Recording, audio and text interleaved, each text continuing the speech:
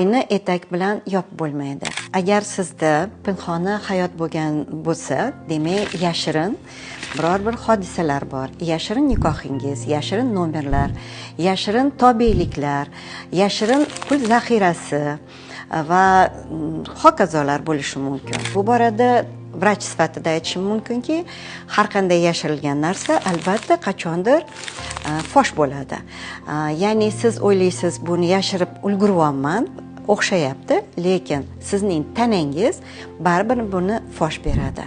Qanday qilib? Chunki bu stress organizm uchun va buning fosh bo'lishi albatta kasallik yoki qandaydir fojia orqasida bo'lishi mumkin. Chunki buning orqasida siz har doim o'zingizni aybdor hissi bilan yurasiz. Bu holatda albatta sizga mutaxassis kerak va mutaxassis maslahati kerak.